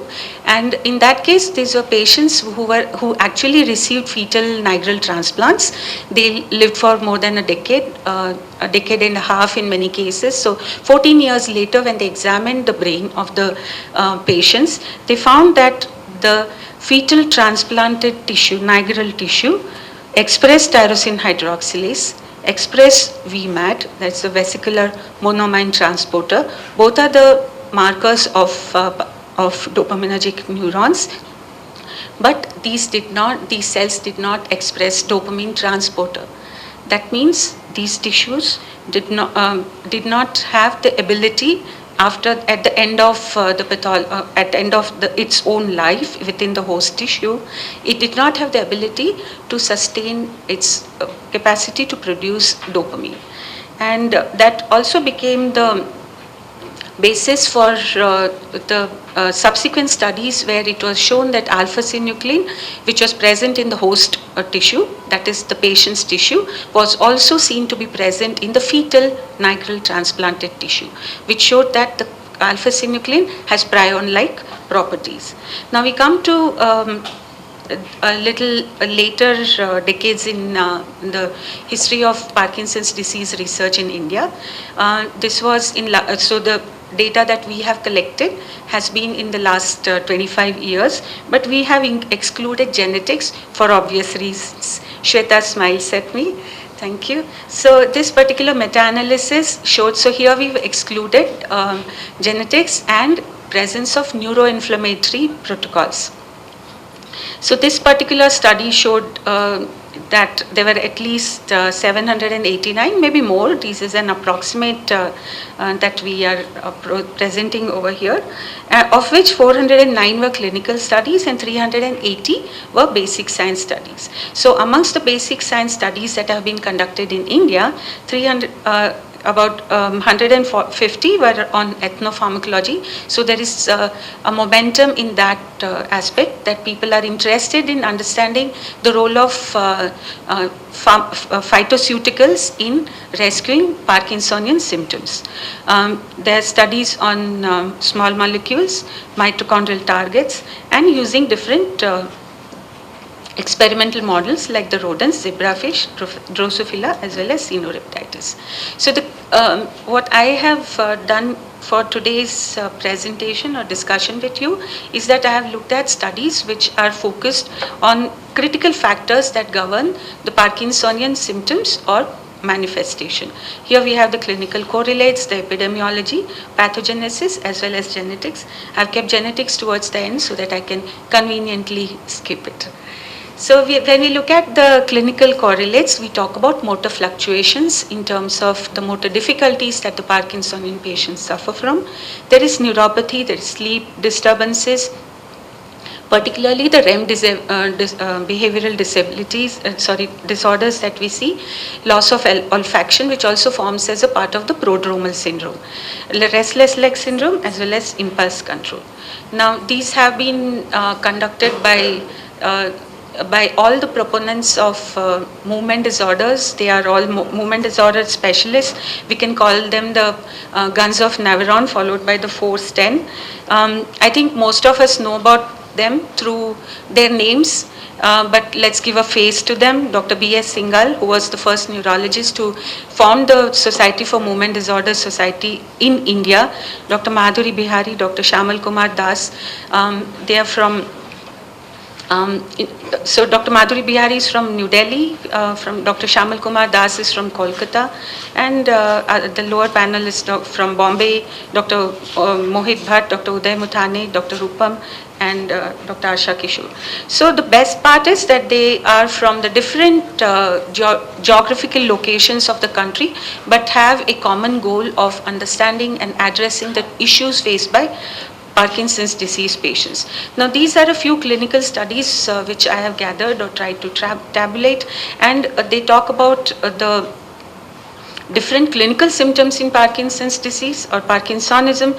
So they've tried to compare the early onset, whereas as well as the juvenile Parkinson's disease. This was conducted by Muthane and his group, and they found that both these patients had similar clinical profile, but the juvenile Parkinson's patients had more autonomic involvement. So they had loss of autonomic functions. Subsequently, Dr. Bihari showed that 50% of the patients had motor fluctuations, and they were commonly seen in the young onset Parkinson's disease. Thereafter, there were a couple of studies where the screening questionnaires were adapted to the Indian society, because most of the times we see that screening questionnaires where the questions are asked to the patients to understand the disease pathology were based earlier on the European or American standards, but then they were adapted to our Indian scenario, and it happened, and it has again now gone to an extent that you have vernacular questionnaires also. And as we all know, you would be you would be seeking institutional ethics committee clearances, and in the human ethics you have to have questionnaires in the vernacular languages, your local languages. So these were the efforts made by some of the pioneers. There are studies on sleep, REM behavioral disorders, and they saw that 42% of the patients had sleep disturbances or daytime sleepiness. There was again a study on olfactory dysfunctions, and here again they used Indian smell identification test to make it easier for the local people. Then there was a study on restless leg syndrome as well as impulse control disorder and cognition.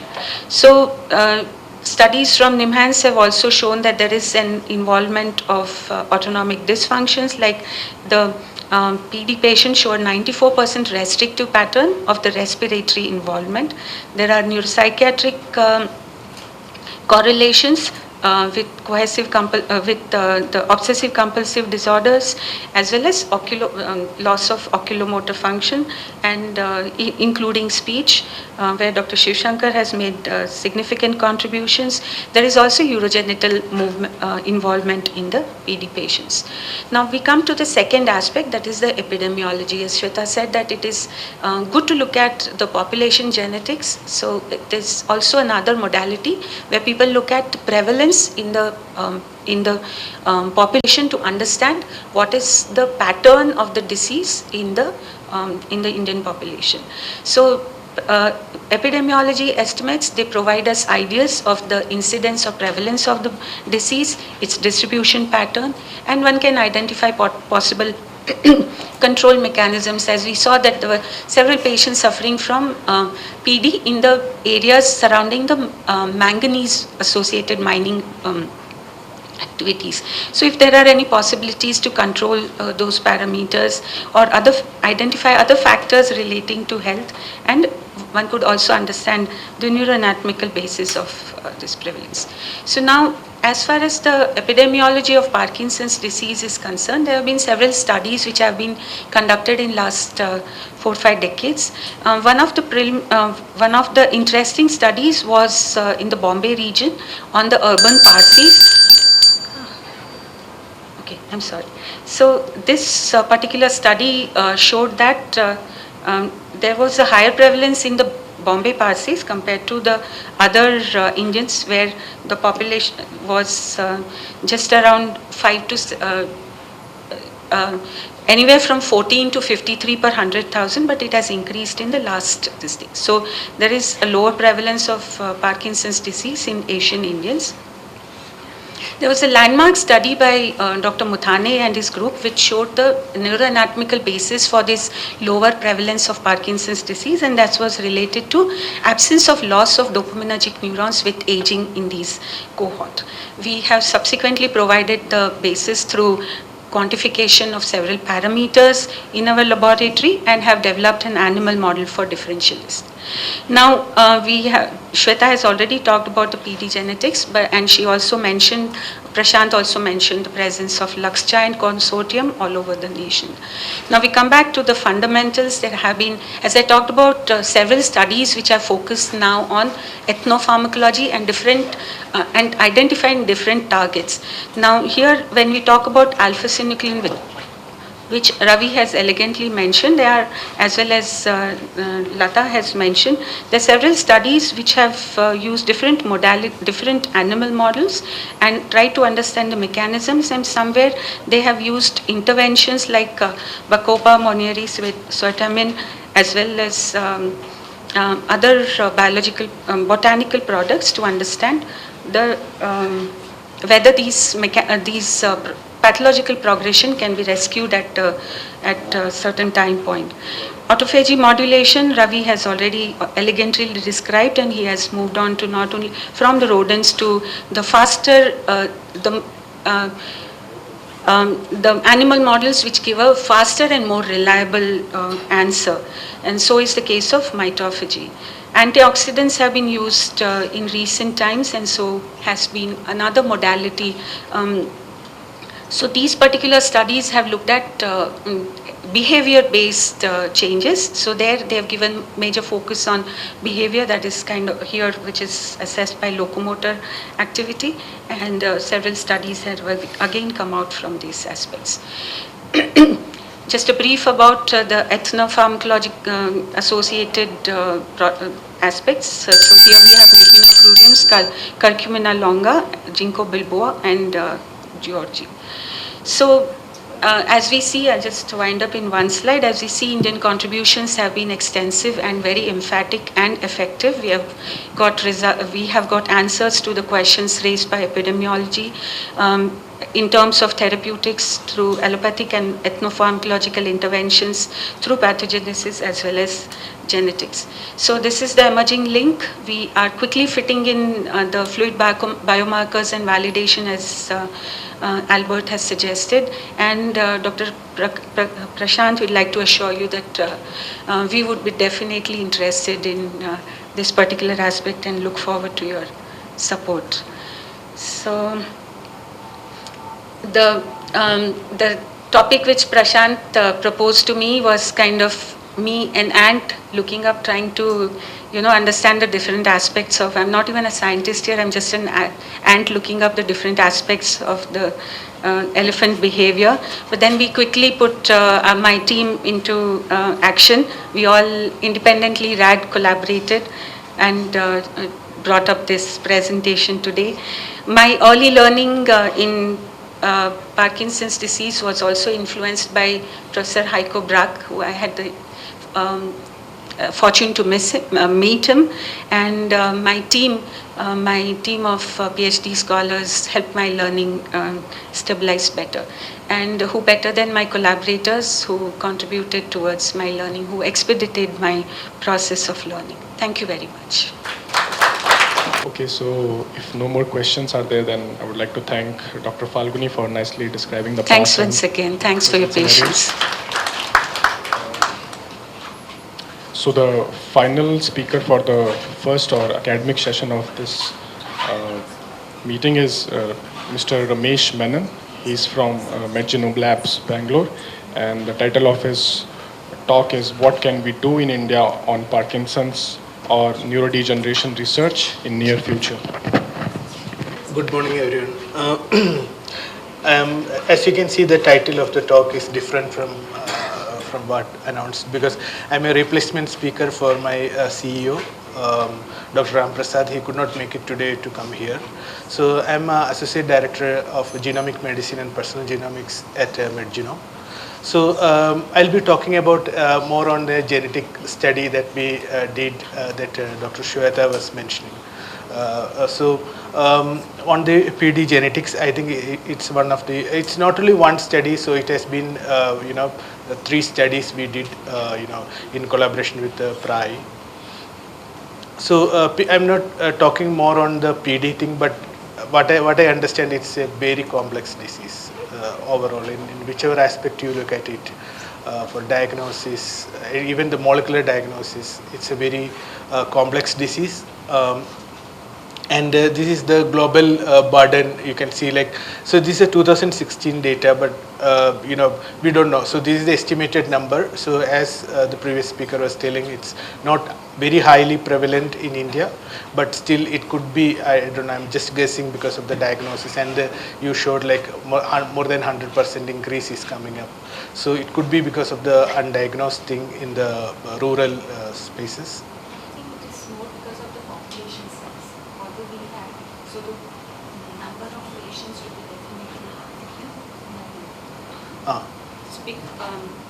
Having said that, the prevalence of Parkinson's disease is low in India compared to the Caucasian countries. It's because of the total population size, we have much higher number of patients. Okay, and we really need to focus on Parkinson's. I understand. Okay, thank you.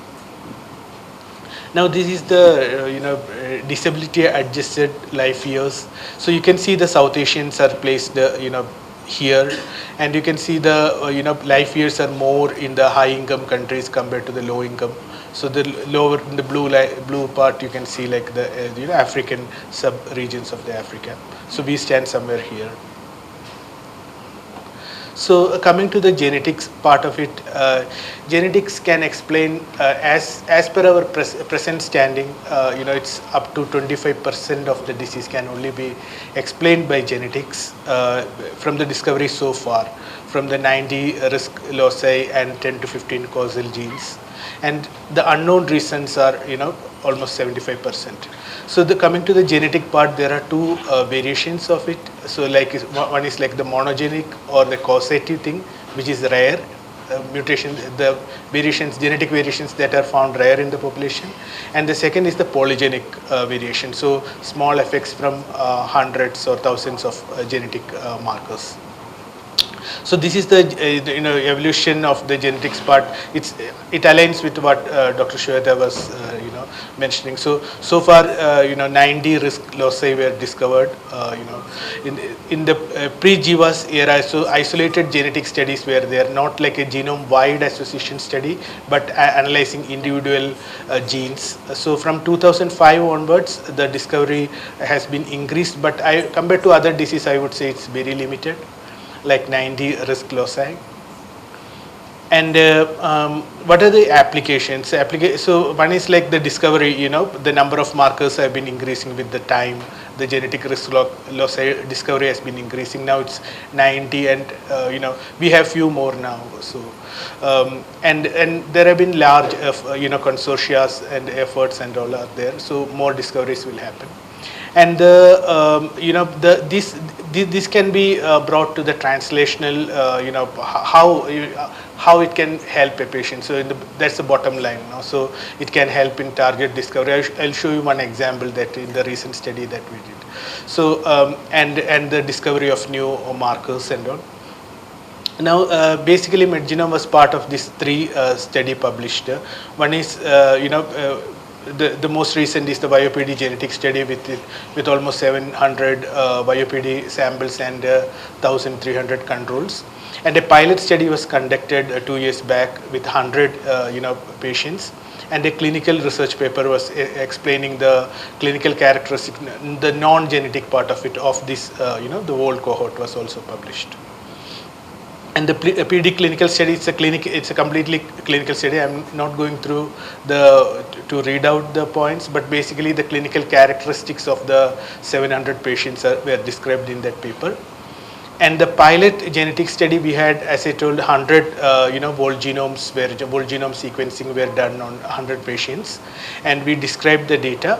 So we were seeing, though the sample number is limited, 100 patients were there, so we could see, for example, in the polygenic risk score, we could see a difference between the controls and the BioPD patients, and we could see a trend on the, high polygenic risk score for the, for cases and all those. It was a pilot study paper. So we could also find in that paper the copy number variations in the Parkinson gene, so in around 10 samples.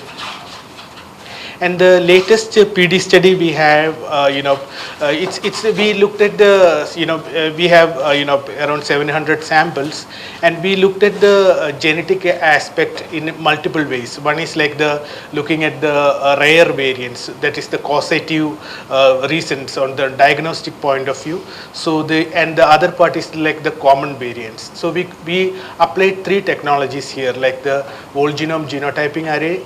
In the whole genome genotyping array, Medgenome came up with a proprietary genotyping platform for South Asian population, so which is underrepresented in the genetic research.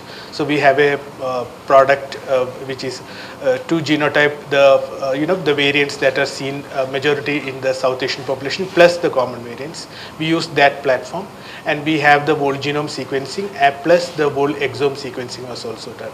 So and this is the kind of a data point of view. So which all type of data. On the top of that, we could add 1,300 controls also added from our Genome Asia cohort. So Medgenome is part of the Genome Asia consortia, where we have more than 6,000 individuals, South Asian genomes.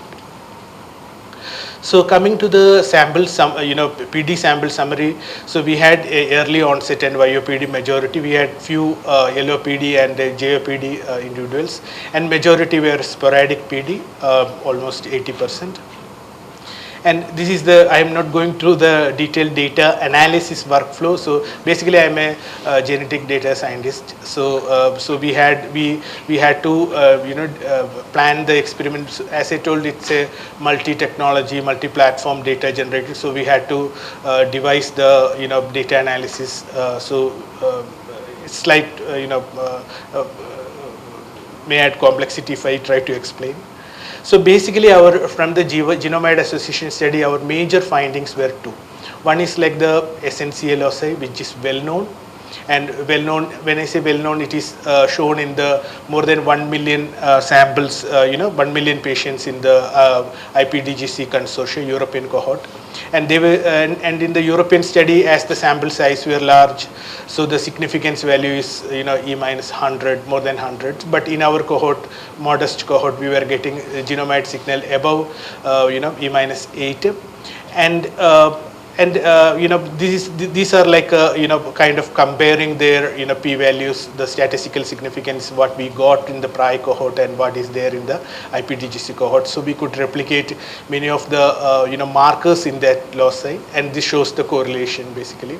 And interestingly, we found another loci also crossing this genome-wide threshold, CCDC C85A, which is a which is not well known in PD, so which need further experimental validation. So we found this signal with just 675 samples in the Indian cohort. And coming to the the rare variant part, so this is basically the mutations that we found in the genes. In gene names you can find in this panel. So mainly we found like the most monogenic mutations were found in the GBA, and then Parkin and so on. But if you are coming to the variant classes, you can see like the majority, the highest pathogenic variants were found in the Parkin gene. And then a lot of BUS, you can see the background. So there was a discussion in the BUS side. So this is a diagnostic odyssey. It's complicated. Until and unless we have evidence, we can't relate. We can do a molecular diagnostics to a likely pathogenic or a pathogenic variant. But one thing was there actually. So in the diagnostic one, we could find a genetic variant that is seen predominantly in the Indian population. So that is that genetic variant, monogenic variant, falls in the GBA gene, and a validation study has been done. So on this particular genetic mutation, so serine to arginine 164. So it was done it was done by our collaborator Denali Therapeutics US. So basically, it's a GCase level. So this mutation is similar to comparatively to the knockout thing. So if someone is having this mutation, or the individuals diagnosed with this mutation is like a GBA knockout. So this was shown in triplicates. And also we measured the GCase activity, the enzyme activity was also measured. So it is, as you can see, the enzyme activity is like 0, like a knockout compared to the wild type. If one has, this was in the mouse model, but if one has, we found the patients with this mutation in the Indian cohort. So this is the first evidence that shows this mutation. Probably this genetic variation will be added in the ClinVar database as an entry of a pathogenic or a likely pathogenic thing. Then I am coming back to another slide again shown by Dr. Shweta. So basically here what we are observing is, as I told, the diagnosis is a challenge actually. In the genetic diagnosis is a challenge. So this is the polygenic risk score for the control group. You can see the median values here. So here on the extreme right side, these are pathogenic and likely pathogenic, where we have an answer. Okay, we found this variant that are SNCA or GBA, or that are associated, that are not associated, that are causative for the disease. But if you look at the polygenic risk score of the clearly diagnostic cases, it is comparable with controls. But if you look at the VUS or the null cases, these samples have a median polygenic risk score higher than the likely pathogenic or the pathogenic. What does it mean?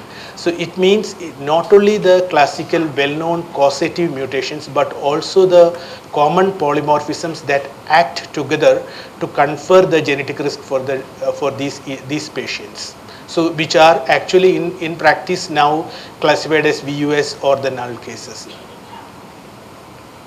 And in the study, we could also do an analysis called gene burden. How much burden for each gene. We quantified it, and as you can see, this is a QQ plot where we can see like the gene that is coming in top is the bazoon gene. And the thing is, like, we did not have the enough statistical power, 700 samples, to come up with a whole genome significance for this gene, but this need further validations instead, to have validation. And this is already reported in PSP disease, so Bazoon gene, but first time showing as a significant one in the PD.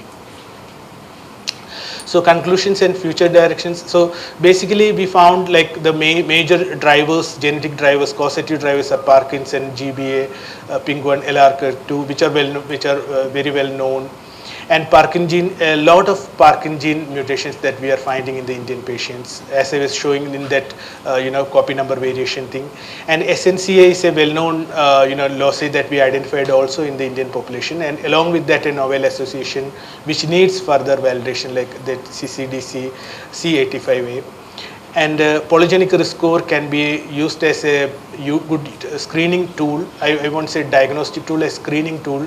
So somebody who has a family history or very early symptoms, or anyone can do a screening test to know the polygenic risk score for PD. And I don't know what are the next directions that one can take, but probably some precautionary measures or some lifestyle interventions can be taken.